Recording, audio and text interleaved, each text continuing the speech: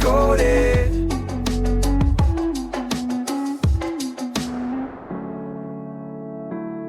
Hey, bookworms and curious minds, welcome back to Book Decoded. Always a pleasure to be back. Today we're going to be cracking open Yuval Noah Harari's Sapiens, A Brief History of Humankind. It's such a fascinating book. Ambitious, thought-provoking, and It really gets you thinking. it's not just about the past, right? Yeah. It's about understanding what makes us human Yeah. and what our future might hold, you know? Absolutely. It's a journey through the entirety of human history, exploring the big questions about our origins, our unique abilities, and the choices that have shaped our world. It really challenges you to rethink what you thought you knew about our species. Yeah, prepare for some serious, mind-blowing moments. For instance, did you know that for a big chunk of our history, Homo sapiens wasn't the only human species around? It's true. Multiple human species coexisting. It's wild, right? About 100,000 years ago, at least 6 different human species walked the Earth.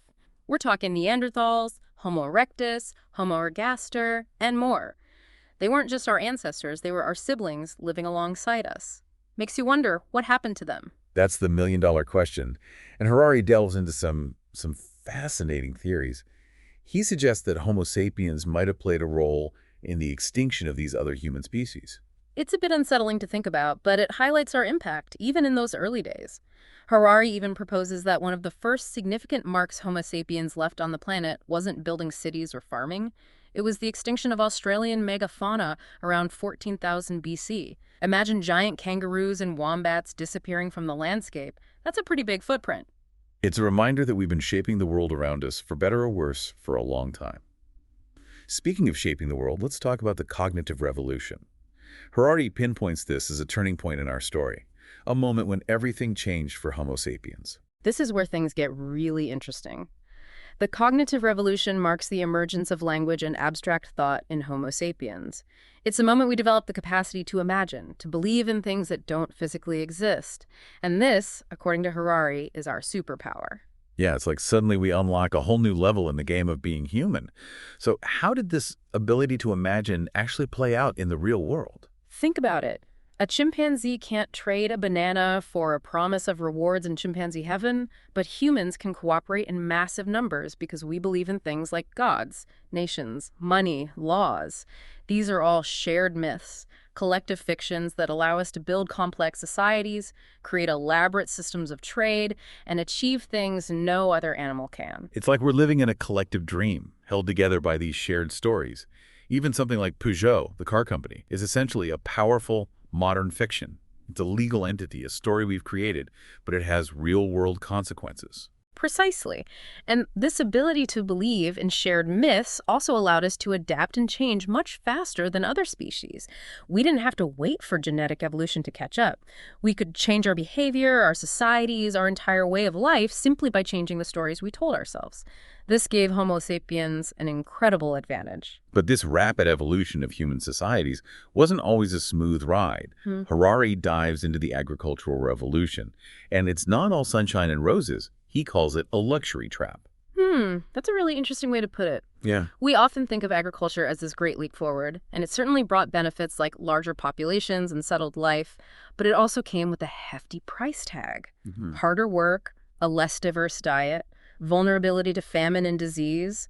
We traded the freedom of hunter-gatherer life for the security, but also the toil of farming. It's like we got stuck in a gilded cage. Yeah, it's a good reminder that progress isn't always linear. Right. Sometimes it's a trade-off. Speaking of challenging assumptions, Harari brings up this fascinating archaeological site, Göbekli Tepe. This complex of monumental structures was built around 10,000 BC, before humans started farming. I know. Göbekli Tepe turns our ideas about the origins of agriculture on their head. It suggests that perhaps religion, or the need for large-scale communal projects, played a role in driving people to settle down and farm, rather than just a simple desire for more food. It's a reminder that history is full of surprises.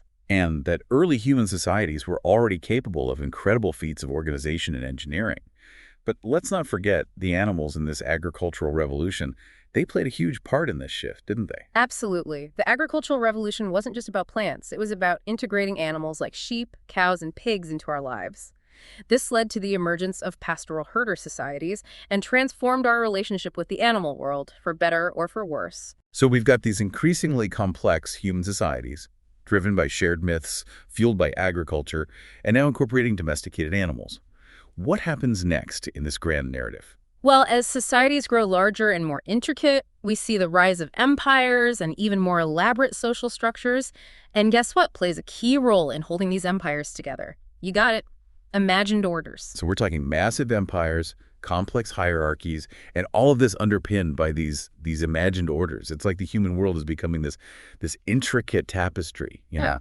woven from stories and beliefs. Precisely. Harari uses the example of Hammurabi's Code, the ancient Babylonian law code, to illustrate this point. It's not just that these laws were written down, it's that people believed in them, saw them as reflecting a divine order. This belief was crucial for maintaining social stability and allowed empires to flourish. It's fascinating how these shared stories, whether about law, religion, or social hierarchy, become so powerful in shaping human behavior. Yeah, and it's important to acknowledge that these imagined orders weren't always benevolent. They often relied on violence and coercion to maintain power. If you challenge the king's authority or question the prevailing beliefs, well, the consequences could be severe. Yeah, it's a reminder that human progress, it isn't always a straight line towards enlightenment. Right. There are always complexities and shadows lurking along the way. But speaking of progress, let's talk about the idea of the unification of humankind. Harari suggests that it wasn't just economics that brought us together, but something more profound. Exactly. He argues that the spread of empires and universal religions played a vital role in creating a more interconnected world.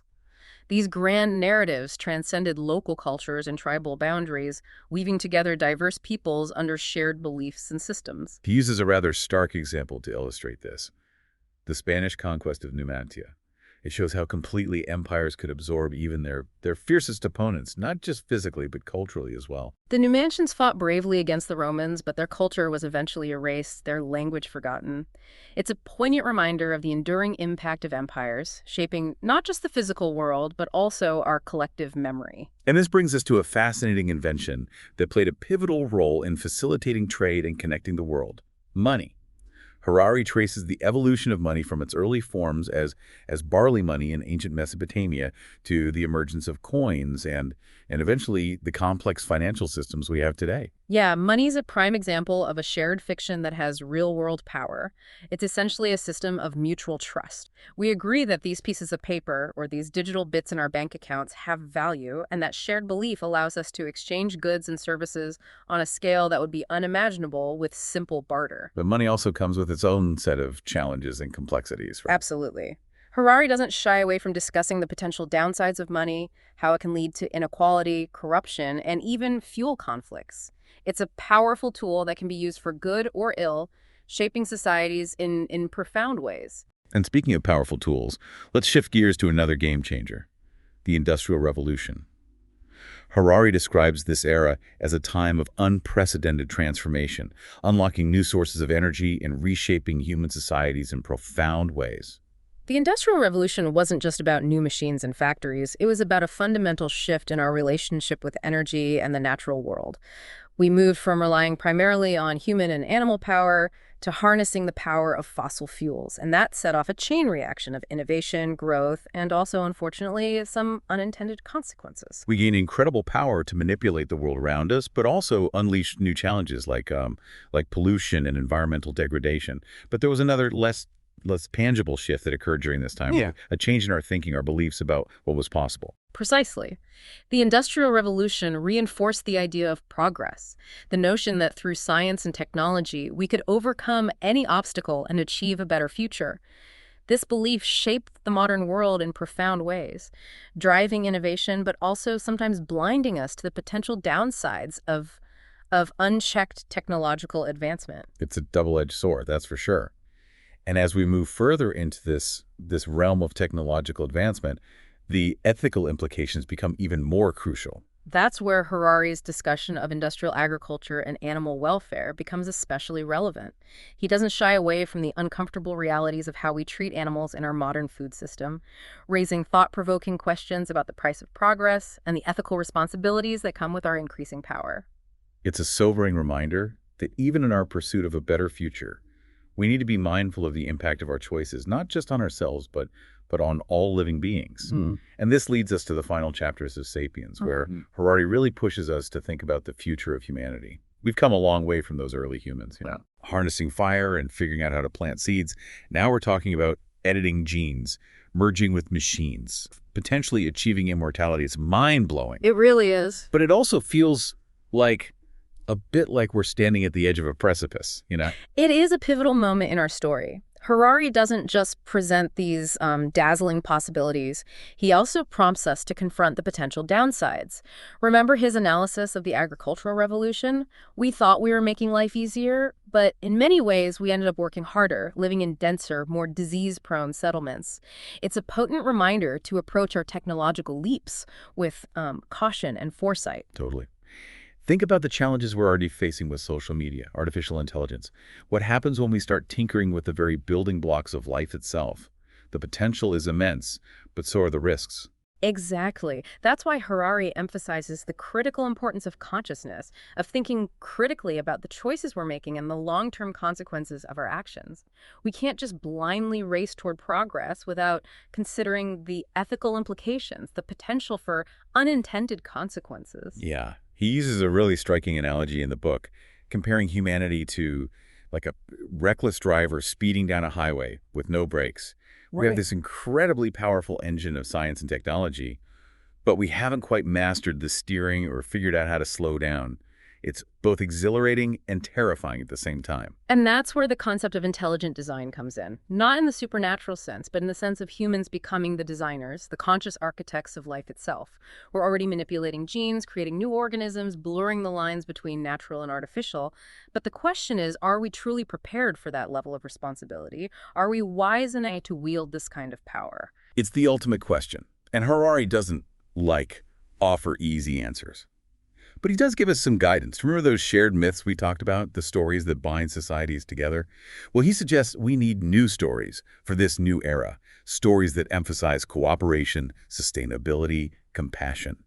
Stories that can help us navigate the uncharted waters ahead and guide us toward a future that benefits all of humanity and the planet itself. I think that's a brilliant insight.